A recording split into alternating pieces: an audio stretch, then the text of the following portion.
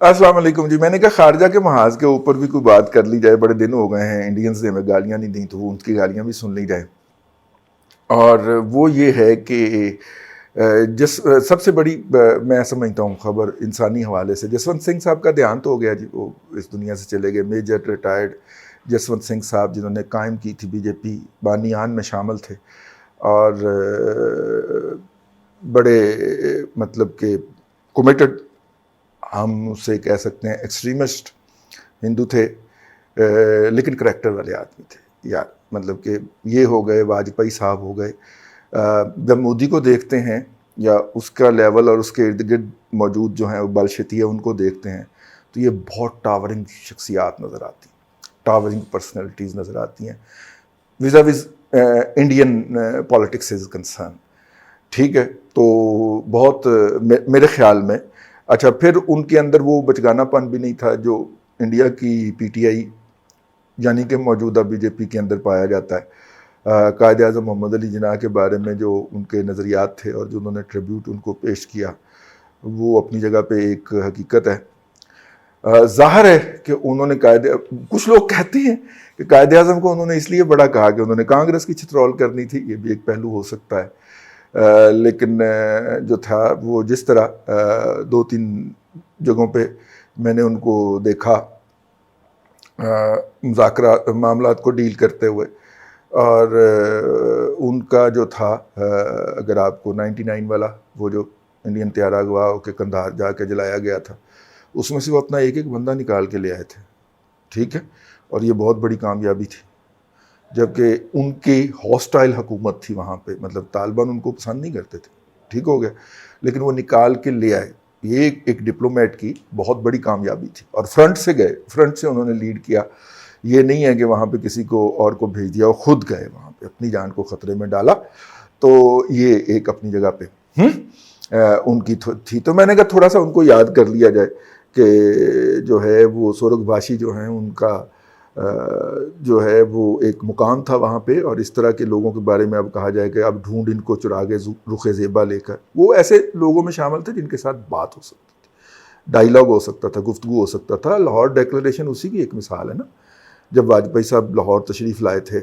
اور اب کیا کریں جی، ہماری طرف کچھ لوگ ایسے ہیں جن کو سلوٹ مارنے کی عادت ہے انڈین قیادت کو. وہ ان کے سامنے بیٹھ کے برابر کی گفتگو نہیں کر سکتے، تو جو بھی برابر کی گفتگو کرے ادھر سے ان کو آگ لگ جاتی.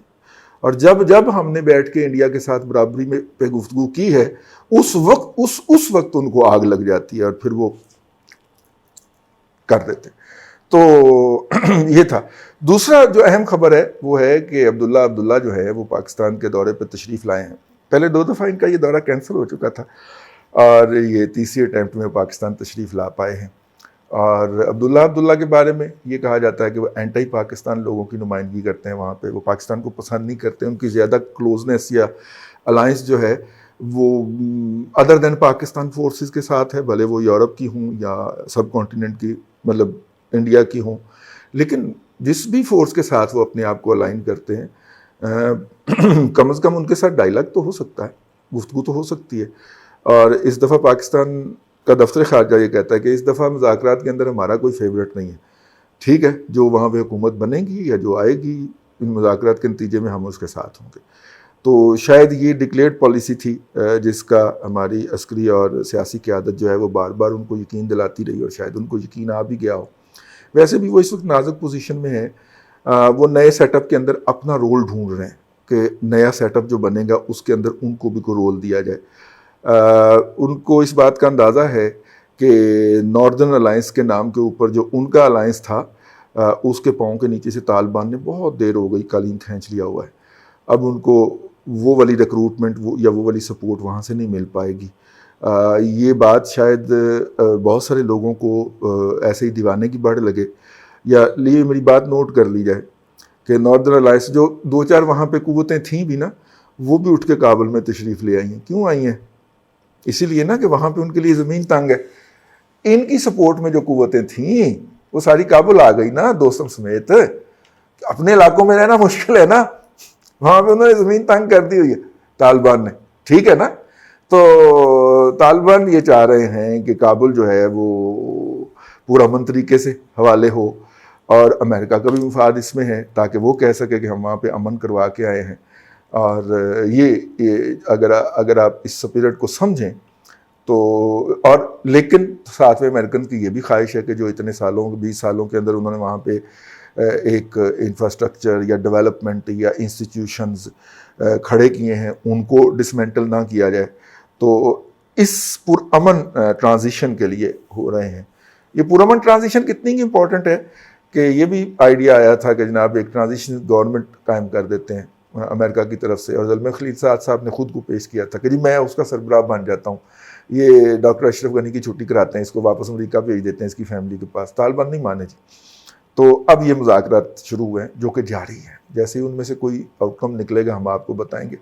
تو عبداللہ صاحب جو ہیں چشم ماں روشن دل ماں شاد, وہ پاکستان تشریف لائے ہیں. ویلکم. اور یہاں پہ ہماری دعا ہے کہ ان کے مذاکرات ہوں. ویسے میں دفتر خارجہ کے اپنے سورس سے فون کیا نا تو انہوں نے کہا یار بڑا کام پڑا ہوا ہے. میں نے کہا آج کل بہت مصروفیت, آپ رات کو فون کیجیے گا. میں رات کو فون کیا, میں کہا اڈی کیڑی مصروفیت ہو گئی کہ جناب دنیا کے سفارتکار جو ہے وہ پاکستان میں آ رہے ہیں اور آپ کی مصروفیت ہو گئی. تو پھر کہنے لگے آپ کو شاید یہ علم نہیں ہے کہ وہ جو چھوٹا بھائی نہیں ملا تھا ہمارے سپہ سالار سے, جب سپہ سالار سعودی عرب گئے تھے منانے کے لیے, تو وہ جو ملا تھا, ہاں وہ اگلے مہینے دورے پہ تشریف لا رہا ہے سعودیہ کے ساتھ. برف, اس کا مطلب ہے نہ صرف معاملات سٹینڈ سٹل ہوئے بلکہ برف پگھلنے کی طرف جا رہے ہیں. تو میں نے کہا ایم بی ایس کیوں نہیں آ رہا؟ کہتا وہ بڑا ناراض ہے. ٹھیک ہے, اس نے اپنے چھوٹے بھائی کو کہا کہ جا ذرا ان سے مل کے کیا کہتے ہیں, یہ بات سن ان کی. تو وہ چھوٹے بھائی صاحب تشریف لا رہے ہیں, تو ان کے تشریف لانے کی تیاریاں جاری ہیں اس وقت دفتر خارجہ کے اندر کہ ہم ان سے کیا کہیں گے. میں نے کہا ویسے ہی یار یہ آپ کا جو ہے تیاریاں یہ ساری جو ہیں یہ ٹائم فش ہو جانی ہیں جب بغیر پرچی کے اس نے کہا میں جو ہوں آپ کو پتہ ہے سعودی عرب کے اندر جتنی دہشت گردی ہو رہی ہے وہ پاکستان سے ہو رہی ہے, ہم نے ٹرین کیا آپ کے لوگ آپ کے. میں نے کہا اس نے بغیر پرچی کے بولنا. کہتا یہ تو ہے ویسے, مطلب کہ ہم تیاریاں کرتے ہیں 2-2 مہینے تیار کر کے, تو ٹاکنگ پیپرز تیار کرتے ہیں کہ جناب پرائم منسٹر ہمارے اس پہ گفتگو کریں گے, تو بغیر پرچی کے بول رہا ہے اور جو منہ جان رہا وہ کہہ دینا. ٹھیک ہے, تو کہتے فائدہ تو کوئی نہیں, لیکن یار ایس او پی تو ہے نا, ایس او پی تو تیار کرنا ہے نا ہم نے, اس کے مطابق تو پورا پیپر ورک تیار کر کے دینا ہوتا ہے ہمارا, تو یہ کام ہے. آگے قیادت کا کام ہے, وہ مانے یا نہ مانے. اور یہ ہے جی وہ صورتحال. میں نے کہا فورن افیئرز کے فرنٹ کے اوپر بھی تھوڑی سی گفتگو کر لی جائے کبھی کبھی. نگورنو کاراباخ کا موضوع ہے, اور آرمینیا جو ہے وہ اہل نصارہ جو ہیں ان کی اور اہل اسلام یعنی کہ آذربائیجان کی جنگ شروع ہو گئی ہے. آرمینیا کے سپورٹ کے اندر آپ کو پتہ ہے جیسے کہ روس ہے, اور روس کی تمام تر ٹیکنالوجی اس کے لیے حاصل ہے, اور جو ہے وہ ادھر جو ہے وہ آذربائیجان کی سپورٹ کے اندر ترکی ہے. اب ترکی بھائی جان جو ہے ان کی مصروفیات بہت بڑھ گئی ہیں, وہ لیبیا میں بھی گھسے ہوئے ہیں, وہ ادھر انہوں نے جو ہے یونان سے بھی پنگا لیا ہوا ہے, اور ادھر یورپ کو بھی للکارا ہوا ہے, اور اب آذربائیجان کو بھی کہتے ہیں کہ آپ اکیلے نہیں ہوں گے. ٹھیک ہے نا, یہ مروائے گا سب کو یہ آذربائیجانیوں کو مروائے گا. تو یہ صورتحال ہے. جہاں تک بات ہے, بعض لوگ جو ہیں وہ پروپیگنڈا کر رہے ہیں کہ جناب لیبیا سے انہوں نے فائٹر موو کیے ہیں, وہ نہیں, اس کی ضرورت نہیں ہے. وہاں پہ خود بہت سارے اہل اسلام جو ہیں وہ جہاد کے بڑے شوقین ہیں, اور اس لیے وہاں سے لوگ ہیں, ان کو صرف ٹیکنالوجی چاہیے. ٹیکنالوجی میں رشین آگے ہیں اور انہوں نے وہ کیا ہے. اب وہاں پہ ٹیکنالوجی کا ٹیسٹ ہونا ہے. جو ٹرکش ہیں ان کے پاس ڈرون بڑے خوفناک ہیں. ٹھیک ہے, رشین سے ایڈوانس ہے وہ, اور رشین کے پاس جو ہے وہ ٹریڈیشنل ٹیکنالوجی راکٹ شاکٹ یہ وہ مار کے انہوں نے اڑا دیے سارے وہ ان کے ٹینک شینک ہیں. تو اب اس کا جو کاؤنٹر آئے گا وہ براستہ ڈرون آئے گا. ٹھیک ہو گیا. اب دیکھیے اس ٹیکنالوجی میں کیا ہوتا ہے, لیکن جو ہے وہ جنگ چھڑ گئی ہے وہاں پہ. بنیادی طور پہ نا یہ وہاں پہ ایک ایتھنک کانفلکٹ ہے. اس کو اگر اسلام اور عیسائیت کا وہ نہ پہنایا جائے کور, تو وہاں پہ ایتھنک کانفلکٹ ہے, اور صدیوں سے ایک دوسرے کے لیے جو ایگزسٹ کرنے والی نفرت ہے وہ ہے. اور مزے کی بات یہ ہے کہ وہ نفرت جو ہے وہ انسٹیٹیوشنلائز ہو گئی ہے دونوں سائڈوں کے اوپر. نتیجے کے طور پہ وہاں پہ خون بہہ رہا ہے اور لوگ اس سے فائدہ اٹھا رہے ہیں. جس زمین کے اوپر وہ لڑ رہے ہیں اس زمین میں نہ تیل ہے نہ گیس ہے نہ وہاں پہ ایگریکلچر ہو سکتی ہے، لیکن وہ لڑ رہے ہیں اور جانے دیے جا رہے ہیں، اور وہ انہوں نے، اور وہ ایشو سالو ہو ہی نہیں سکتا کسی بھی طریقے سے نا، کہ اور مطلب کہ بہت سارے لوگ اس کو کشمیر سے ریزیمبل کرنے کی کوشش کرتے ہیں، وہ کشمیر نہیں ہے، وہ کچھ اور ہی ہے. ہاں تو اس ایشو کو، کمپلیکس ایشو ہے بارڈر کا، اگر آپ ان کا پورا وہ سین دیکھیں تو بڑا ہی کمپلیکس ایشو ہے. تو لیکن بہرحال یہ بھی ایک فورن افیئر جو ہے، اس کے اندر ہم نے کہا کہ ایک ایپیسوڈ ایسا بھی ہونا چاہیے جو اس کے اوپر بھی نظر ڈالی جائے. ادھر جو ہے دوسرے بھی ایک دو ایشوز ہیں، لیکن وہ اتنے ریلیونٹ نہیں ہیں پاکستان سے، اس لیے ہم نے کہا کہ اس پہ تھوڑا سا آپ کے ساتھ گفتگو فرمائی جائے. ہمارے بہت سارے احباب جو ہے وہ کہتے ہیں کہ آپ کے اس میں سے آواز کم آتی ہے، تو ان سے گزارش ہے کہ اپنا جو ہے وہ پلگ جو ہوتا ہے وہ ذرا تھوڑا سا گھما لیا کریں، نمبر 1. اور نمبر 2، ہماری طرف سے میکسیمم اچھی آواز ہوتی ہے، ٹھیک ہے. نمبر 3، ہماری طرف سے اس کے اندر کوئی غلط سلط قسم کے ایڈ نہیں لگائے جاتے.